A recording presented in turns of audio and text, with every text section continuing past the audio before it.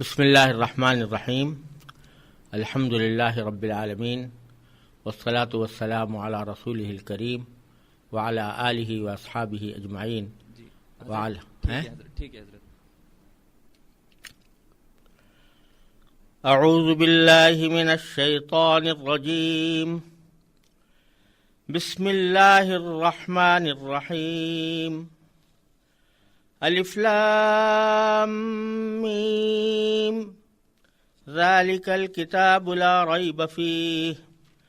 هدى للمتقين الذين يؤمنون بالغيب ويقيمون الصلاة ومما رزقناهم ينفقون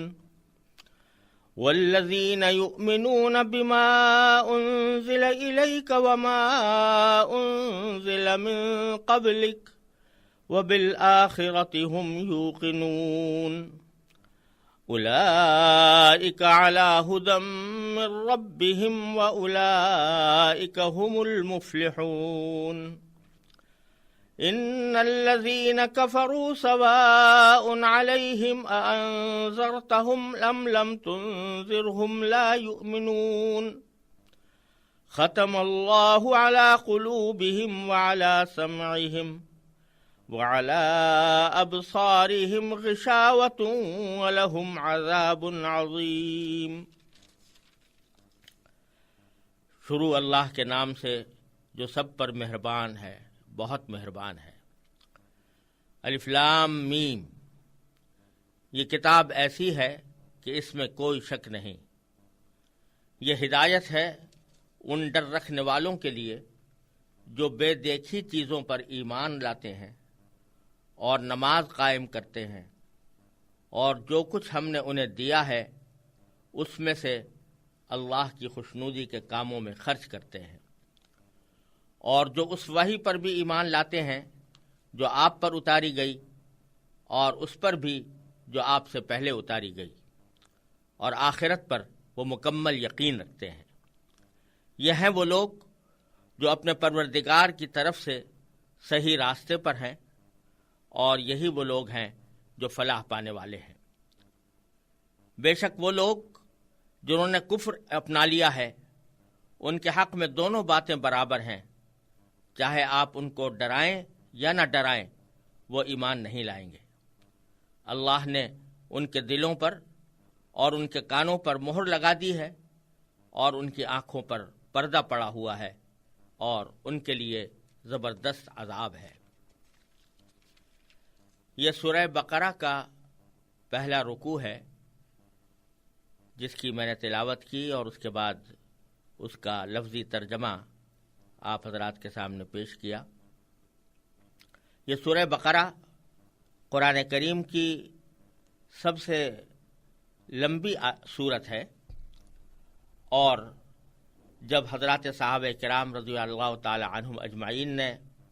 قرآن کریم کی سورتوں کو ایک ترتیب کے ساتھ مرتب فرمایا، تو اس میں اس سورت کو سب سے پہلے، یعنی سورہ فاتحہ کے بعد سب سے پہلے رکھا گیا. اس کی کل آیتیں 286 ہیں، اور یہ مدینہ منورہ میں، یعنی نبی کریم سرور عالم صلی اللہ علیہ وسلم کے مکہ مکرمہ سے مدینہ طیبہ کی طرف ہجرت کرنے کے بعد نازل ہوئیں. اور اس کی 67 سے لے کر 73 تک کی آیتوں میں چونکہ گائے کا واقعہ مذکور ہے، اس لیے اس سورت کا نام سورہ بقرہ ہے، کیونکہ بقرہ عربی میں گائے کو کہتے ہیں. اس سورت کے مضامین پر اگر غور کیا جائے تو معلوم ہوتا ہے کہ اس کا بنیادی موضوع ایمان اور عمل صالح ہے، کیونکہ دین انہی دو چیزوں سے مرکب ہے. دین جس بات کی طرف دعوت دیتا ہے وہ ایک یہ کہ ایمان لایا جائے ان عقیدوں پر جو واقعے کے مطابق ہیں، اور اس کے ساتھ ساتھ اس ایمان کے مطابق اپنی زندگی کو گزارا جائے اور اس میں نیک عمل کیے جائیں. تو اس صورت میں بھی ایک پہلا حصہ ایمان سے متعلق ہے. اس میں یہ بتایا گیا ہے کہ ایمان کس چیز کا نام ہے، کن چیزوں پر ایمان لانا ضروری ہے اور کن چیزوں پر ایمان نہیں لانا چاہیے، اور ایمان کے بارے میں انسانوں کے جو 3 گروہ ہیں، یعنی ایک وہ جو اللہ تبارک و تعالیٰ کے اس دین پر ایمان لائے جنہیں مومن یا مسلمان کہا جاتا ہے، اور دوسرے وہ جنہوں نے ایمان لانے سے انکار کیا جن کو کافر کہا جاتا ہے، اور ایک تیسرا گروہ منافقین کا ہے کہ جو زبان سے تو ایمان لے آیا تھا لیکن دل سے ایمان نہیں لایا تھا۔ ان 3 قسموں کا بیان سورت کے شروع میں کیا گیا ہے، اور پھر یہ بات ظاہر کرنے کے لیے کہ جن باتوں پر ایمان لانے کی دعوت حضور نبی کریم سرور دو عالم صلی اللہ علیہ وسلم نے دی ہے، وہ کوئی آپ کی خصوصیت نہیں ہے، بلکہ جب سے انسان پیدا ہوا اس وقت سے ہی اس کی سرشت میں یہ بات رکھی گئی تھی کہ وہ ان باتوں پر ایمان لائے۔ اس بات کو واضح کرنے کے لیے قرآن کریم نے حضرت آدم علیہ السلام کی تخلیق کا واقعہ بیان فرمایا ہے تاکہ انسان کو اپنی پیدائش کا مقصد معلوم ہو۔ اس کے بعد آیات کے ایک طویل سلسلے میں بنیادی طور پر خطاب یہودیوں سے ہے جو بڑی تعداد میں مدینہ منورہ کے آس پاس آباد تھے، اور ان کے ماضی کے واقعات ان کو یاد دلائے گئے ہیں، جن کا خلاصہ یہ ہے کہ حضرت موسیٰ علیہ السلام کو تورات عطا فرمائی گئی تھی، اور بنی اسرائیل پر لازم کیا گیا تھا کہ وہ اس تورات کے احکام پر پوری طرح عمل کریں، اور اسی وجہ سے ان کو پوری انسانیت کا امام بنایا گیا تھا۔ لیکن بنی اسرائیل نے ان احکام پر عمل کرنے کے بجائے اللہ تبارک و تعالیٰ کے احکام کی نافرمانی شروع کی۔ ان پر اللہ تعالیٰ نے جو نعمتیں نازل فرمائیں اس پر انہوں نے ناشکری اور نافرمانی سے کام لیا۔ اس کا مفصل بیان اس سورہ بقرہ کے ایک طویل حصے میں کیا گیا ہے، اور اس طرح یہ واضح کیا گیا ہے کہ اب یہ لوگ انسانیت کی امامت اور انسانیت کے لیے داعی بننے کے اہل نہیں رہے، کیونکہ انہوں نے حضرت موسیٰ علیہ السلام کی لائی ہوئی تعلیمات کی خلاف ورزی کی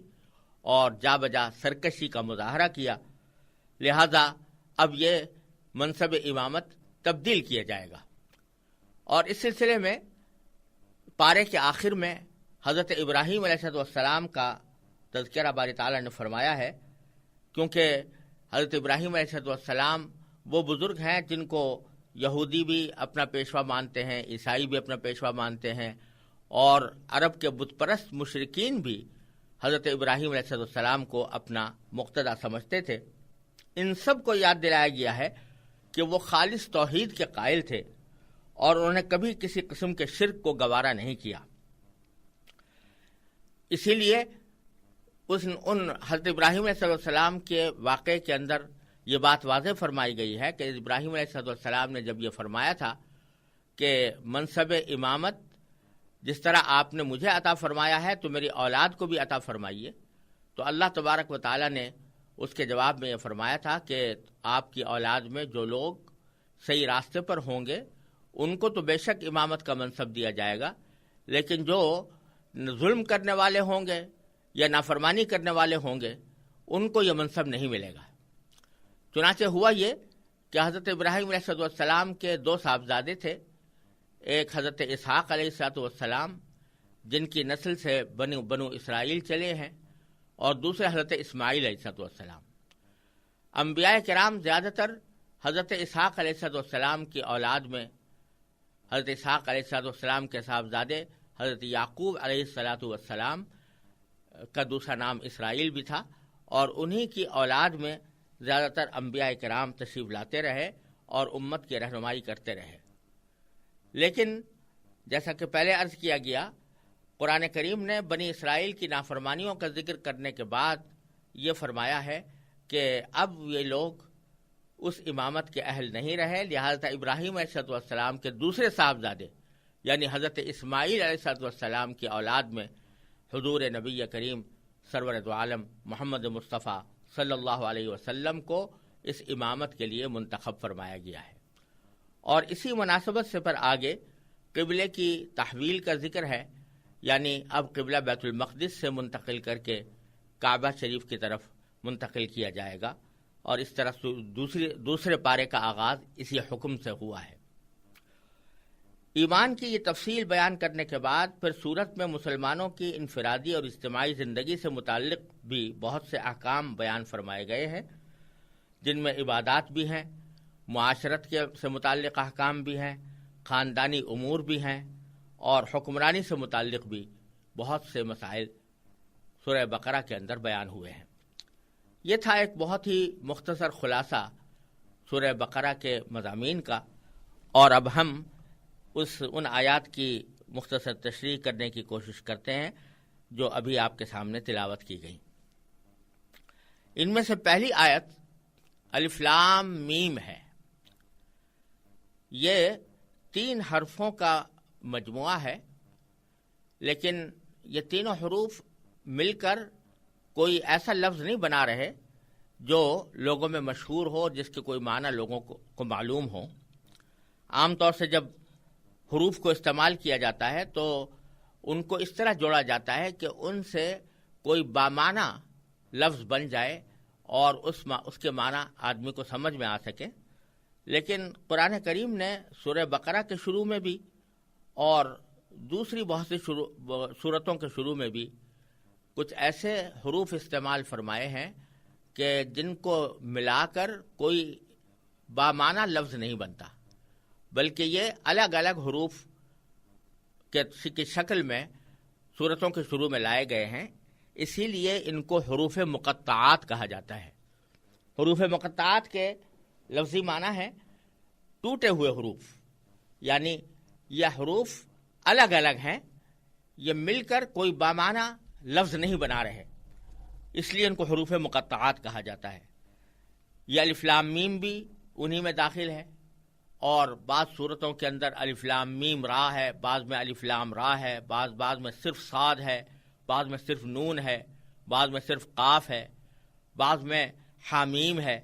اس طرح مختلف صورتوں کے شروع میں یہ حروف مقطعات آئے ہیں۔ اگرچہ بہت سے لوگوں نے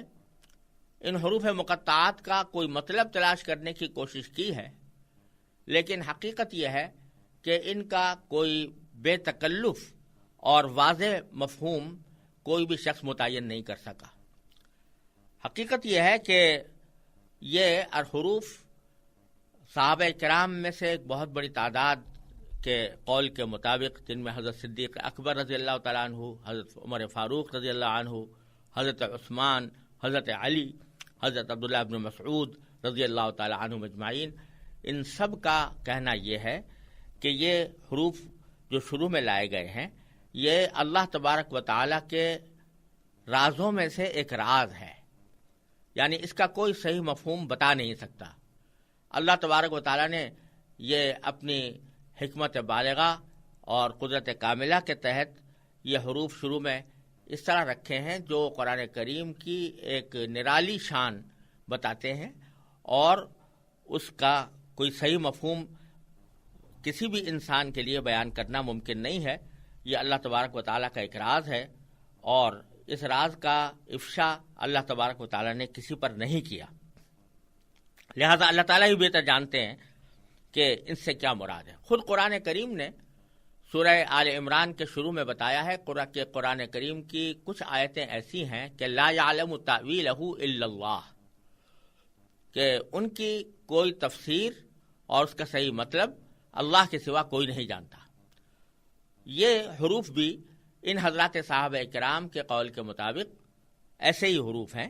جن کا مطلب سوائے اللہ کے کوئی نہیں جانتا، اور ان کے اوپر کوئی علمی یا عملی مسئلہ بھی موقوف نہیں ہے، نہ کوئی عقیدہ اس پر موقوف ہے، نہ کوئی عمل اس کے اوپر موقوف ہے،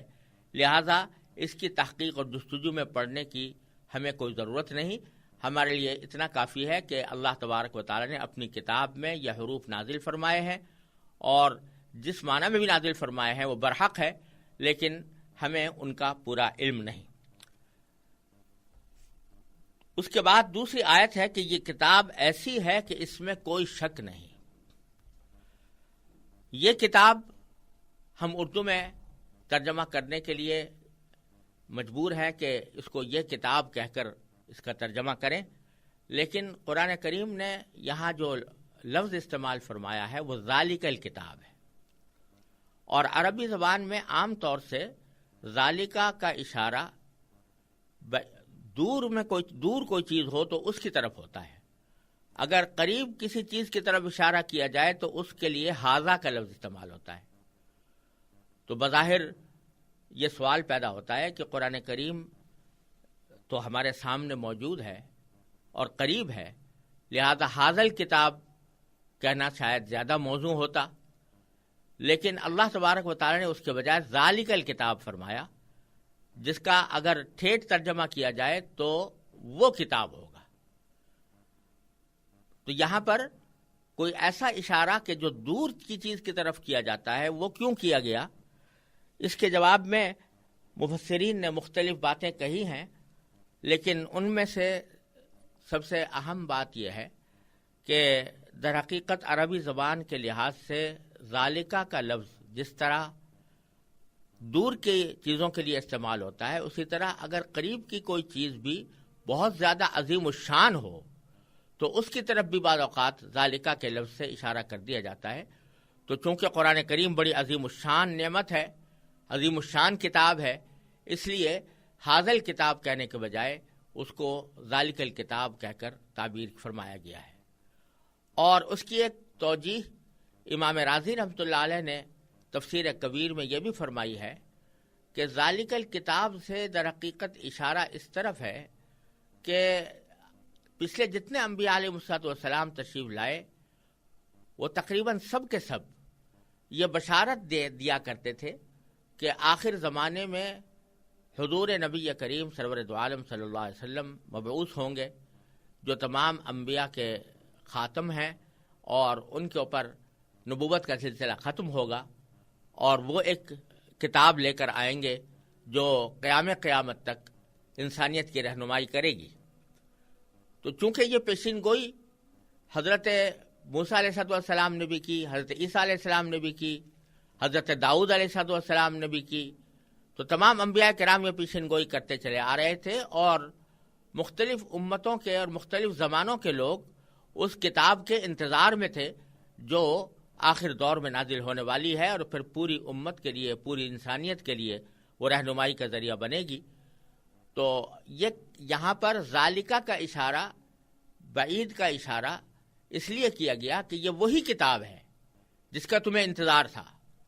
یہ وہی کتاب ہے جس کی بشارت انبیاء کرام علیہ السلام دیتے چلے آئے ہیں، یہ وہی کتاب ہے کہ جو آخر میں آنے کے بعد تمام قیامت تک کے انسانوں کے لیے ہدایت کا ذریعہ بنے گی۔ اس واسطے بھی یہاں ھذا الکتاب کہنے کے بجائے ذالک الکتاب فرمایا گیا ہے۔ تو آیت کا ترجمہ یہ ہوا کہ یہ کتاب ایسی ہے کہ اس میں کوئی شک نہیں، یعنی اول تو اس کے کتاب الہی ہونے میں کوئی شک نہیں، اس بات میں کوئی شک و شبے کی گنجائش نہیں کہ یہ اللہ تبارک و تعالیٰ کی طرف سے نازل کی ہوئی ہے، اور دوسرے اس کتاب میں جتنی باتیں کہی گئی ہیں وہ سب کسی شک و شبے کے بغیر درست ہیں۔ انسان کی لکھی ہوئی کسی کتاب کو 100% شک سے بالاتر نہیں سمجھا جا سکتا، کیونکہ انسان کتنا ہی بڑا عالم ہو اس کا علم محدود ہوتا ہے، اور اکثر اس کی کتاب اس کے ذاتی خیالات پر مبنی ہوتی ہے، لیکن چونکہ یہ کتاب اللہ تبارک و تعالیٰ کی ہے جس کا علم لامحدود بھی ہے اور 100% یقینی بھی ہے، اس لیے اس میں کسی شک کی گنجائش نہیں۔ اگر کسی کو کوئی شک ہو تو یہ اس کی ناسمجھی کی وجہ سے ہوگا، غلط فہمی کی وجہ سے ہوگا، لیکن کتاب کی کوئی بات اپنی ذات میں شبے والی نہیں ہے، شک والی نہیں ہے۔ پھر اس کتاب کا ایک بنیادی وصف یہ بیان فرمایا گیا کہ یہ ہدایت ہے ان ڈر رکھنے والوں کے لیے، ھدی للمتقین، یہ ہدایت ہے ڈر رکھنے والوں کے لیے۔ یعنی اس کا ایک مطلب یہ ہو سکتا ہے کہ یہ جو لوگ اپنے دل میں یہ خوف رکھتے ہیں اور اس بات کا دھیان رکھتے ہیں کہ ان کا کوئی کام، ان کا کوئی عقیدہ، ان کی کوئی فکر غلط سمت پہ نہ جا پڑے، تو ان لوگوں کو یہ کتاب ہدایت عطا فرماتی ہے۔ جس آدمی کو کوئی پرواہ ہی نہ ہو کہ حق کیا ہے اور باطل کیا ہے، صحیح کیا ہے اور غلط کیا ہے، اس کے دل میں طلب ہی نہ ہو، وہ یہ جاننا ہی نہیں چاہتا کہ صحیح راستہ کیا ہوتا ہے، اس کے لیے یہ ہدایت کا سبب نہیں بنتی، لیکن ان لوگوں کے لیے ہدایت کا سبب بنتی ہے کہ جو دل میں ڈر رکھنے والے ہیں، یعنی طلب رکھنے والے ہیں، کہ جن کے دل میں حق کی طلب ہے، جو حق کے طالب ہیں، جو چاہتے ہیں کہ جاننا چاہتے ہیں کہ حق کیا ہے، ان کے لیے یہ ہدایت کا سبب ہے۔ یوں تو اس ہدایت کے دو معنی ہوتے ہیں۔ ایک ہدایت کے معنی یہ ہوتے ہیں کہ کسی کو صرف سمجھا دیا جائے کہ صحیح راستہ کیا ہے، اور دوسرے ہدایت کے معنی یہ ہے کہ اس کو ہدایت منزل تک پہنچا دیا جائے۔ تو پہلی قسم کی ہدایت تو قرآن کریم ہر انسان کو دیتا ہے، چاہے وہ کافر ہو، مسلمان ہو، فاسق و فاجر ہو یا نیک ہو، ان سب کو ہدایت دیتا ہے۔ اسی لیے سورہ بقرہ ہی کی ایک آیت میں آگے اللہ تبارک و تعالیٰ نے یہ ارشاد فرمایا کہ شہر رمضان الذی انزل فیہ القرآن ھدی للناس، کہ یہ ہدایت ہے تمام انسانوں کے لیے، یعنی اس میں کافر اور مسلم سب برابر ہیں۔ وہ اس معنی میں ہدایت ہے کہ راستہ سب کو بتاتی ہے، کافر کو بھی بتاتی ہے اسلام، اور مسلمان کو بھی بتاتی ہے، لیکن یہاں یہ فرمایا جا رہا ہے کہ اس ہدایت سے فائدہ اٹھانے والے وہی ہیں جو متقی ہوتے ہیں، جن کے دل میں یہ ڈر ہوتا ہے کہ ہم کہیں کسی غلط راستے پر نہ جا پڑیں،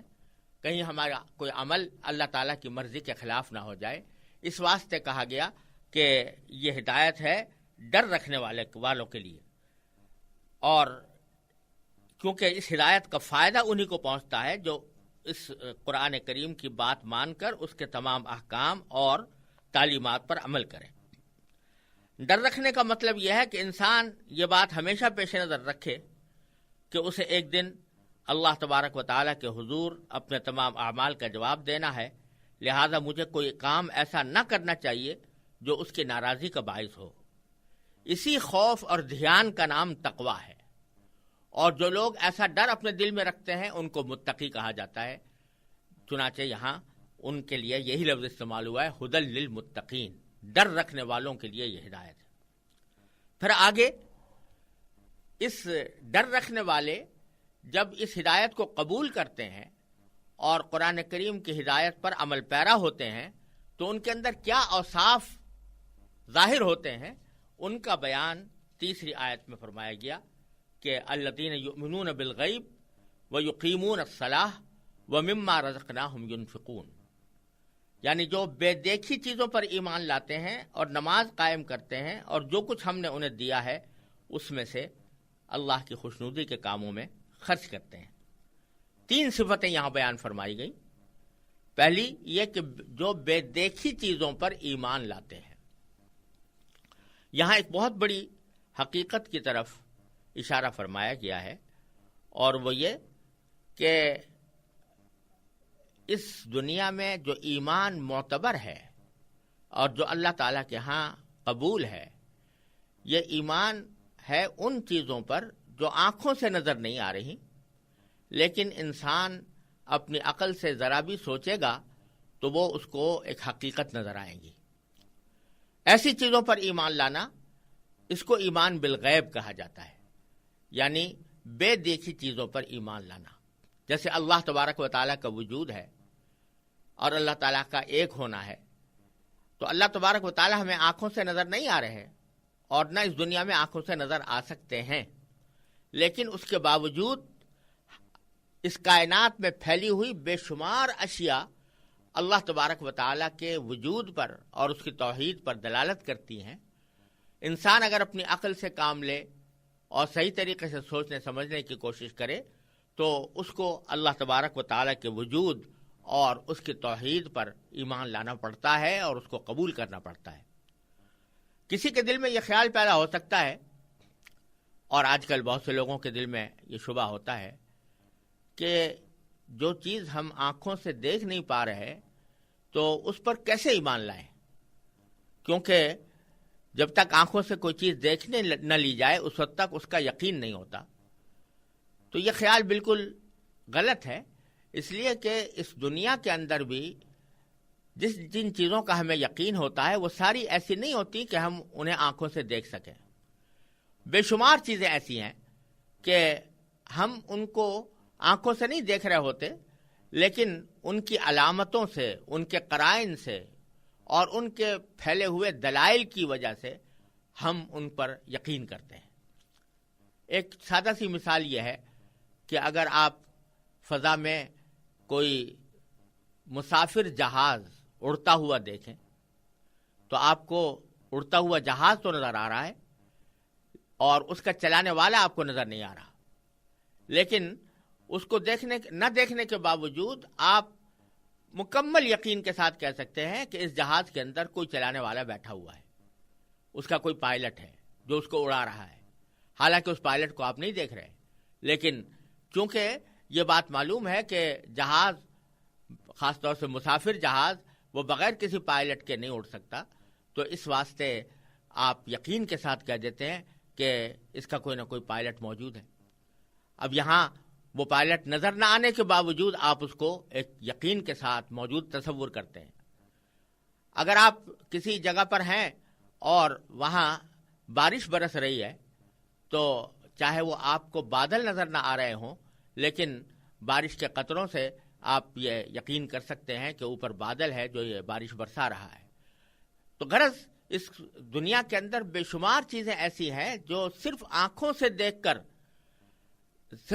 دیکھ کر نہیں مانی جاتی، بلکہ اپنی عقل سے سوچ کر مانی جاتی ہیں.